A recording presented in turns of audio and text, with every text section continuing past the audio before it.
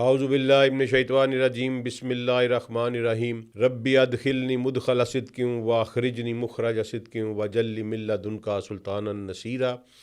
اللہم صلی علی سیدنا محمد وعلی آلہ وصحابہ وازواجہ وبارک وسلم۔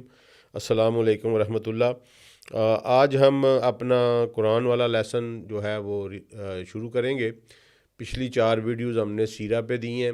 اور انشاءاللہ اب مسلسل ویڈیوز جو ہیں وہ قرآن کے لیسن پہ دیں گے، لیکن آج کی جو ویڈیو ہے یہ یونیک اس حوالے سے ہوگی کہ اس کو اور وہ سیرہ والی جو پچھلی ویڈیوز تھی اس میں کو ریلیشن آ رہا ہے، اور 2-3 سوال بھی آ رہے ہیں جو کہ جن کا جواب دینا بہت ضروری ہے، تو لہٰذا وہ دونوں کو میں آج مکس کروں گا، اور کچھ آیات ہم اپنے سبق میں سورہ بقرہ کی پڑھیں گے، اور پھر ایک ایسا ٹاپک آئے گا جس کا تعلق ڈائریکٹ سورہ کہف کی پہلی آیات کے ساتھ ہے، تو پھر ہم تھوڑا سا وہ بھی پڑھیں گے اسی ایک ایپیسوڈ میں، تاکہ یہ دونوں چیزیں جو ہیں یہ کور ہو جائیں۔ انشاءاللہ قرآن ہی پڑھنا ہے، کوئی ایسی بات نہیں۔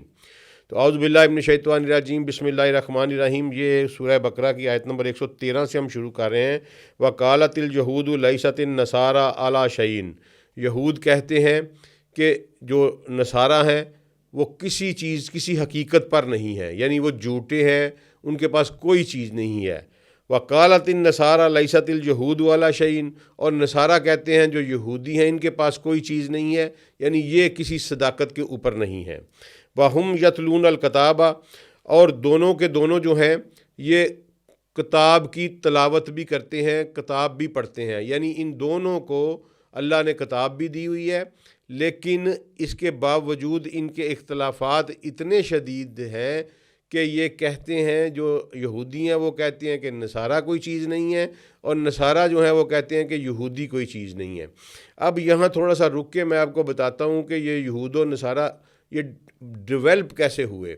کیونکہ یہود کے بارے میں تو ہم بڑی تفصیلی ڈسکس کر چکے ہیں کہ یہ بنی اسرائیل کی اولاد، یعنی بنی اسرائیل کہلاتے ہیں، جناب یعقوب علیہ السلام کی اولاد تصور کیے جاتے ہیں، بلکہ ہیں بھی۔ نصارہ جو ہیں وہ حضرت عیسیٰ علیہ السلام کی امت سمجھے جاتے ہیں۔ اچھا، یہ ایک بہت بڑی ایک خام خیالی دنیا میں ڈیولپ ہو گئی ہوئی ہے، اور ہمارے ہاں بھی اس نے رواج پا لیا، اور ہمارے بہت سارے کرنٹ ٹائم کے جو اسکالرز ہیں وہ ہمارے جیسے اسٹوڈنٹ کی اس بات کو نہیں مانتے جو میں ابھی بات کرنے لگا ہوں، کہ جناب عیسیٰ علیہ السلام قرآن کے فیصلے کے مطابق اللہ نے قرآن میں انہیں کہا کہ رسول الی بنی اسرائیل، جناب عیسیٰ علیہ السلام کا تعلق بنی اسرائیل سے تھا، وہ بنی اسرائیل کی وہ شاخ جو ہارون علیہ السلام کی اولاد سے چلی آ رہی تھی، وہ اسی میں پیدا ہوئے، اسی قوم کے ایک فرد تھے، اور اللہ نے ان کو رسول بنا کر بھی بھیجا صرف بنی اسرائیل کی طرف، صرف بنی اسرائیل کی طرف۔ خود بائبل میں آج کل کی جو بائبل ہے اس میں بھی جناب عیسیٰ علیہ السلام کے ساتھ ایک بات منسوب ہے کہ عیسیٰ علیہ السلام کہتے ہیں کہ میں اس بنی اسرائیل کی کھوئی ہوئی بھیڑوں کو واپس لانے کے لیے آیا ہوں۔ تو یہ بات ازر من الشمس ہے کہ عیسیٰ علیہ السلام کی رسالت جو ہے وہ صرف اور صرف بنی اسرائیل کے لیے تھی۔ عیسیٰ علیہ السلام کی رسالت جو تھی یہ بالکل آفاقی نہیں تھی، نہ یہ کائناتی تھی، نہ یہ پوری انسانیت کے لیے تھی۔ یہ کنسیپٹ آپ کلیئر کر لیں۔ اس سے جڑے ہوئے 2-3 کانسیپٹ ہیں۔ یہ جو موجودہ عیسائیت یا کرسچینٹی ہمیں نظر آتی ہے، یہ عیسیٰ علیہ السلام کا دین نہیں ہے، یہ سینٹ پال کا بنایا ہوا مذہب ہے، اور سینٹ پال ہی اس کا اوریجینیٹر ہے، جس نے ترمیم کر کے اور اللہ کی کتاب کو اپنی حساب سے ڈال کر ایک نیا مذہب بنایا، اور اس کو جناب عیسیٰ علیہ السلام کے نام سے منسوب کر دیا۔ اسی لیے یہ بات جو کی جاتی ہے رسول اللہ صلی اللہ علیہ وآلہ وسلم کے والدین گرامی کے مطابق بھی ہمارے بہت سارے اسکالرز نے اس پہ ٹھوکر کھائی، اور انہیں کہا کہ انہیں اس وقت دین عیسیٰ پر ہونا چاہیے تھا۔ بالکل نہیں، عیسیٰ علیہ السلام کا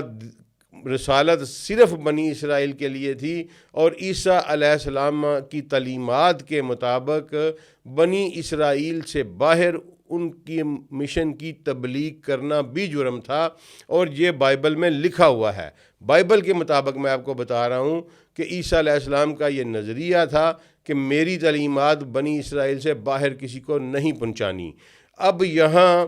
اور رسول اللہ صلی اللہ علیہ وسلم کے والدین کریمین جو تھے وہ دین حنیفہ یعنی ابراہیم علیہ السلام کی شریعہ کے اوپر،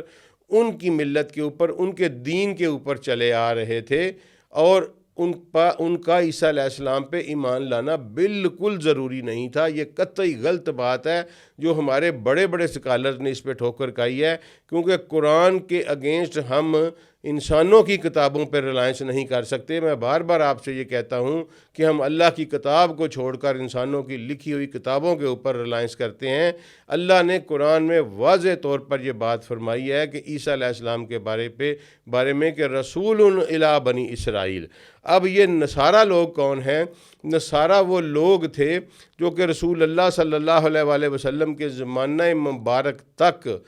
موجود تھے، اور وہ بنی اسرائیل میں سے تھے، اور اس کے بعد بڑے بڑے راہب بنے، وہ بھی بنی اسرائیل کے نمائندہ تھے۔ تو اس کے بعد پھر جا کے جب پال نے اس کو ترمیم کی تو وہ پھر غیر بنی اسرائیل کے لوگ اس میں شامل ہوئے، اور انہوں نے یہ مذہب کو اڈاپٹ کرنا شروع کیا کرسچینٹی کے۔ تو اس لیے یہ غلط فہمی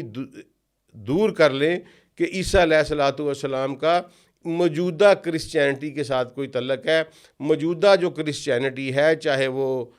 رومن کیتھولک ہوں، چاہے وہ پروٹیسٹنٹ ہوں، چاہے وہ آرتھوڈاکس ہوں، کوئی بھی ہو، چاہے وہ ایونجلسٹ کرسچن ہو امریکہ کے،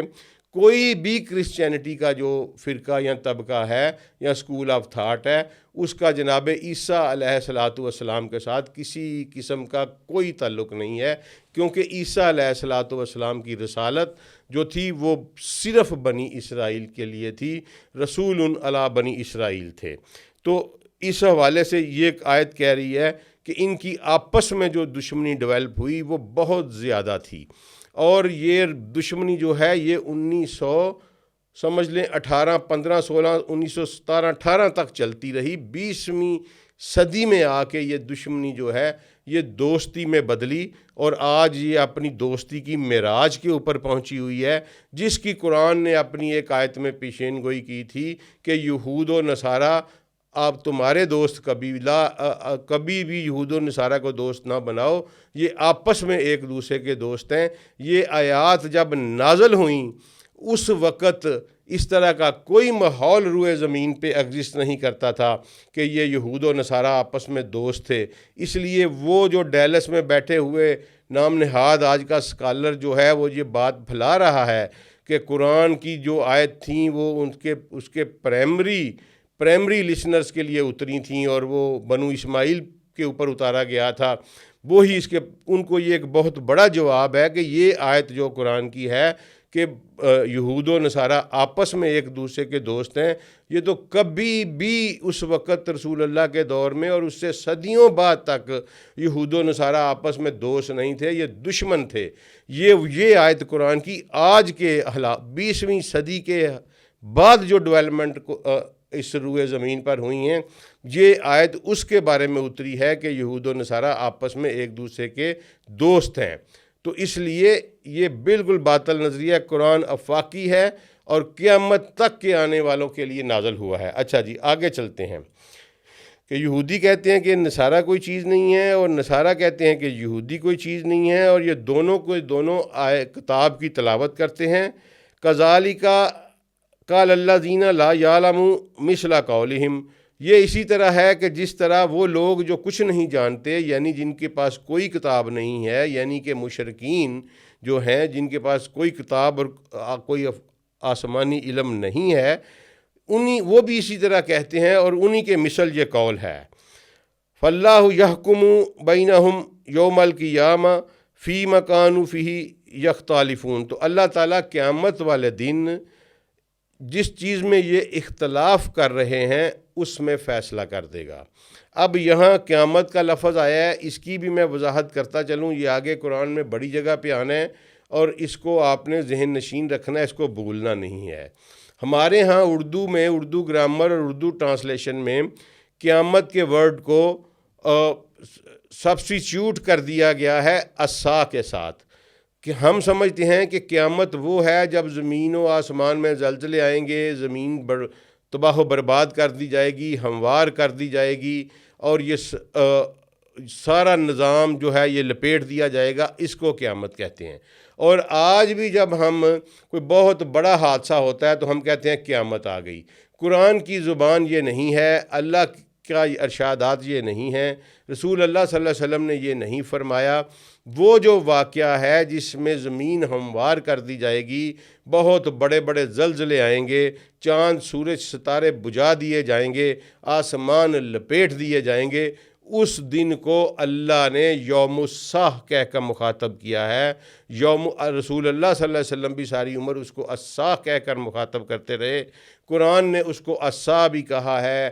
اس کو الواقعہ بھی کہا ہے، اس کو الحاقہ بھی کہا ہے، ٹھیک ہے جی، یہ القاریہ بھی کہا ہے۔ یہ مختلف نام اس دن کے ہیں جب زمین لڑکھڑا اٹھے گی، جب وہ واقعہ رونما ہو جائے گا، جب زمین پہ زلزلے آئیں گے اور زمین و آسمان ادھیڑ دیے جائیں گے، اس خوفناک دن کو عصا کہتے ہیں۔ اور قیامت اس دن کو کہتے ہیں جب یہ سارا کچھ ہو جائے گا، عصا ہو جائے گی، سکون ہو جائے گا، بالکل پوری روئے زمین کے اوپر کوئی چیز نہیں بچے گی اور زمین ایک لیول ہموار میدان میں بدل دی جائے گی۔ اس کے بعد جب اللہ تعالیٰ تمام مرے ہوئے انسانیت کو جو موت کے منہ میں جا چکے ہیں ان کو زندہ کریں گے، اور اس کے بعد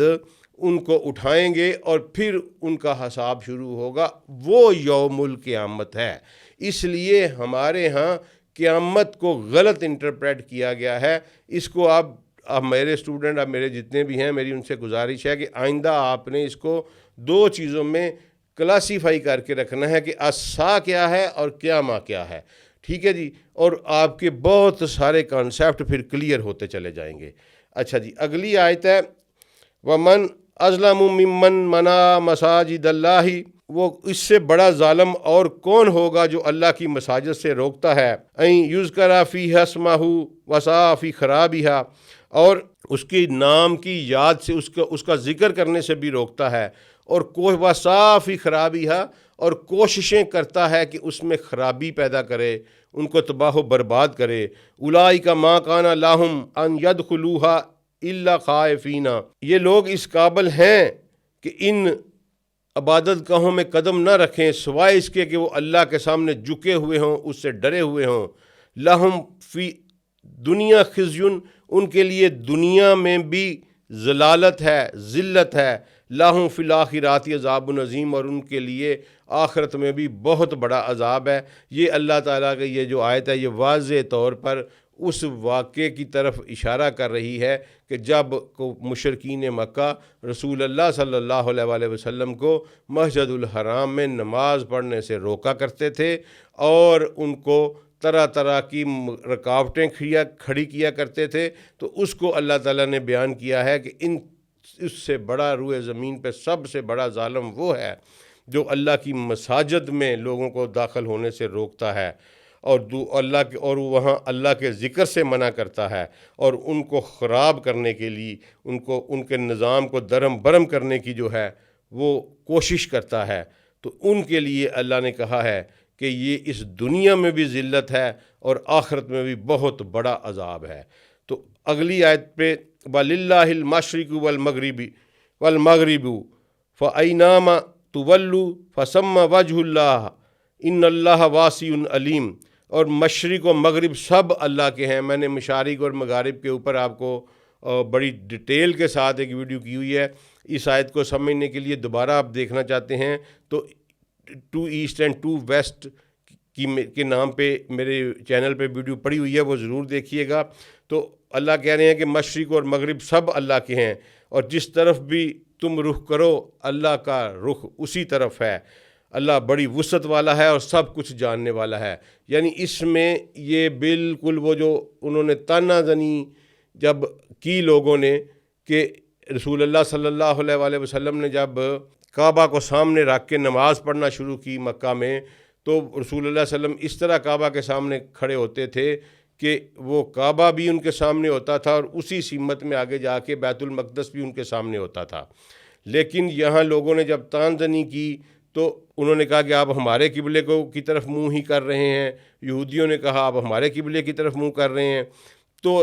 اللہ تعالیٰ نے یہ بات کہی کہ مشرق و مغرب میرے ہیں، آپ جس طرف بھی منہ کریں، یہ میں نے ایک سمبولک رکھا ہوا ہے، ادروائز جس طرف بھی دیکھا جائے اس کائنات میں ہر طرف اللہ ہی موجود ہے، اور اللہ بڑا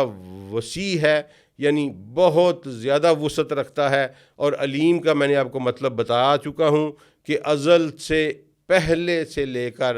ابد کی آخری حدوں تک کوئی چیز جس کی نظر سے پوشیدہ نہ ہو اس کو علیم کہا جاتا ہے۔ اچھا جی آگے چلیے، وہ یہ ہے آیت نمبر 116، وَقَالُوا اتَّخَذَ اللَّهُ وَلَدًا، اور کہتے ہیں کہ اللہ نے کسی کو اپنا بیٹا بنا لیا ہے، سبحانہ، اللہ اس سے پاک ہے، بل لہ ما فی السماوات والارض کل لہ قانتون، لیکن آسمان و زمین میں جو کچھ بھی ہے وہ سب کا سب جو ہے اس میں جو وہ اللہ کا مطیع و فرمان ہے، اللہ سے بڑا طاقتور نہیں ہے، سب کچھ اللہ کے تابع ہے۔ یہ آیت پہ میں نے آپ کو کہنا تھا کہ یہ سورہ کہف کی پہلی آیات کے ساتھ جو ہے یہ کوئنسائیڈ کرتی ہے۔ اور اب میں آتا ہوں اس کہ ان کا قول ہے کہ اللہ نے کسی کو بیٹا بنا لیا ہے۔ اب میں نے پچھلی چونکہ آیت میں پچھلے سیدھا سیریز کے لیکچر میں سورہ کہف کے کہف والے واقعے کا حوالہ دیا تھا، تو اس حوالے سے دو بڑے شاندار سوال آئے ہیں، میں ان کا جواب دینا بھی، کیونکہ میں نے وعدہ کیا تھا کہ میں ٹمارو جواب دوں گا، تو میں ان کا جواب دینا بھی فرض عین سمجھتا ہوں، اور مجھے خوشی ہوئی ہے اپنی آڈینس پہ کہ وہ اس طرح کے انٹیلیجنٹ کویشچن پلیس کرتے ہیں، اینڈ آئی اپریشیٹ دس۔ اچھا جی، سب سے پہلا سوال تو اس میں یہ آیا ہے کہ یہ جو واقعہ ہے اصحاب کہف کا، یہ کرسچینٹی کا واقعہ ہے، تو یہ چونکہ عیسیٰ علیہ السلام کے بعد کوئی نبی نہیں آیا تو یہ واقعہ یہودیوں کی کتاب میں کیسے آ گیا؟ جناب والا یہ بہت بڑا جھوٹ ہے، اور اسلامی اسکالرشپ یہاں پھر جو ہے اس نے دھوکہ کھایا۔ آپ مجھے یہ بتائیں کہ یہ حدیث میں واضح طور پر موجود ہے کہ نضر بن حارث اور عقبہ بن ابی معیط یہودیوں کے پاس گئے اور یہ سوال یہودی لے کے آئے۔ اگر کوئی اختلاف ہے تو وہ تیسرے سوال پہ ہے، روح پہ ہے، یا موسیٰ پہ اور خضر والے واقعے پہ ہے۔ کہف اور ذوالقرنین والے واقعے پہ تو کوئی اختلاف ہی نہیں ہے، اور یہ بالکل روز روشن کی طرح عیاں ہے کہ یہ سوال اس وفد کو یہودیوں نے دیا تھا۔ اب یہودی تو عیسیٰ علیہ السلام کو مانتے ہی نہیں، ان کا کسی معجزے کو ذکر ہی نہیں کر سکتے، یہودی ان کی امت کو بھی نہیں مانتے، یہودی ان کو نبی بھی نہیں مانتے، کہ جا کے وہ ان کے معجزے، ان کی امت کے پرفارم کیے ہوئے معجزے کو رسول اللہ صلی اللہ علیہ وآلہ وسلم کی نبوت کی دلیل بنائیں۔ یہ تو ہو ہی نہیں سکتا۔ اس کا مطلب ہے کہ یہ سوال ان کی کتابوں میں موجود تھا، اور یہ وہ واقعہ نہیں ہے جو اس کرسچینٹی سے ایٹریبیوٹ کیا جاتا ہے، وہ میں آپ کو بتاتا ہوں۔ لیکن سب سے پہلے کامن سینس کی بات سمجھیں کہ میں اگر ہندوازم کو مانتا ہی نہیں ہوں، میں مانتا ہوں کہ وہ گمراہ کن اور بت پرستی کا مذہب ہے، تو پھر میں اس کے پرفارم کیے ہوئے معجزے کو کسی پیغمبر کی کیا دلیل بناؤں گا؟ تو میری سینٹی ان کویشچن آ جائے گی، میری عقل کے اوپر لوگ سوال کریں گے۔ اسی طرح جو یہودی ہیں وہ عیسیٰ علیہ السلام کو رسول نہیں مانتے، نبی نہیں مانتے، بلکہ وہ تو ان کے بارے میں بڑی شدت کی بکواس کرتے ہیں، طرح طرح کے الزامات لگاتے ہیں، اور ان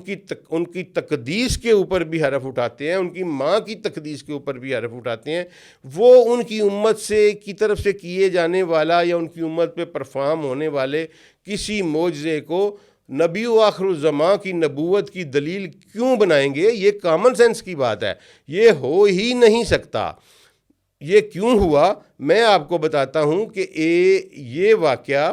سب سے پہلے جو انگلش لٹریچر یا ویسٹرن ورلڈ میں آیا وہ تھا بشپ تھا ایک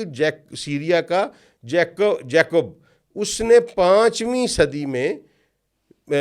5th century fifth century common era میں آ کے یہ واقعہ سب سے پہلے 7 سلیپرز کے نام سے یہ سٹوری شائع کی اور بعد میں اس سٹوری کو بائبل میں لے لیا گیا. یہ بالکل اتھینٹک بات میں آپ کو کر رہا ہوں کہ یہ واقعہ کرسچینٹی میں 5ویں عیسیٰ علیہ السلام کے 500 سال کے بعد جو ہے ریکارڈ ہوا اور اس کو 7 سلیپرز کا نام دیا گیا. اور پھر لکھنے والے نے کہا کہ یہ آج سے 200 سال پہلے کا واقعہ ہے. ایکچول یہ واقعہ اس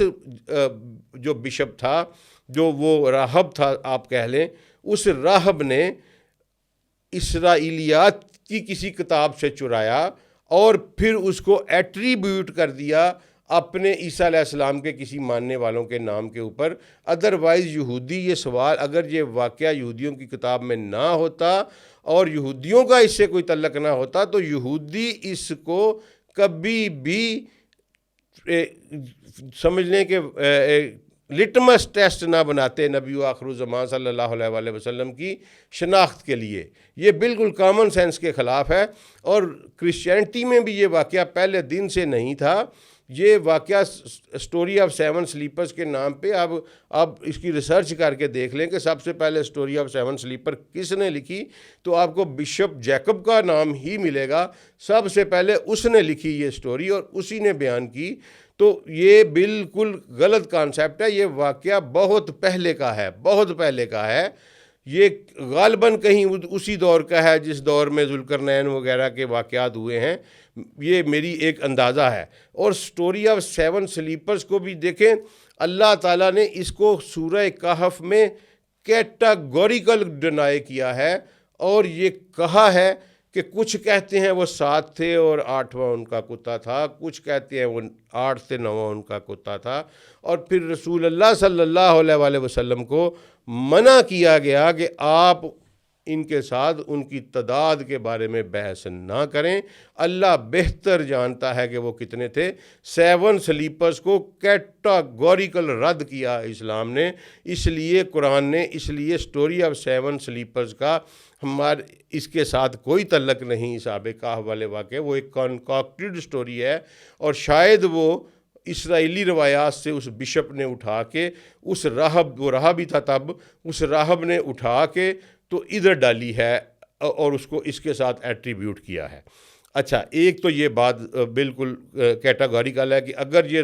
عیسیٰ علیہ السلام کی امت کا معجزہ ہوتا تو یہودی کبھی اس کو لٹمس ٹیسٹ نہ بناتے. اس کا مطلب ہے کہ یہ موسیٰ علیہ السلام سے بھی پہلے کا واقعہ ہے.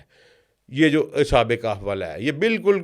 ایونٹس بتا رہے ہیں کہ یہ موسیٰ علیہ السلام سے بھی پہلے کا واقعہ ہے. اچھا, اس کے بعد دوسرا سوال یہ پوچھا گیا کہ بڑا شاندار کویشچن ہے کہ 24, 24, 25 ہے میرا خیال ہے آیت نمبر سورہ کہف کی جس میں انشاءاللہ کا بات آئی ہے.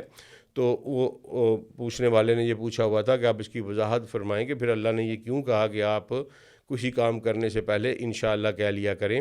تو وہ پوری آیت انہوں نے کوٹ کی, تو میں وہ بتا دیتا ہوں. قرآن کو نظم کے ساتھ پڑھتے ہیں. نظم قرآن ایک بہت بڑا فیکٹ بھی ہے اور قرآن کو پڑھنے کا ایک آرٹ بھی ہے. کوئی بھی کتاب اپنی نظم کے بغیر اپنے مطالب کھو بیٹھتی ہے.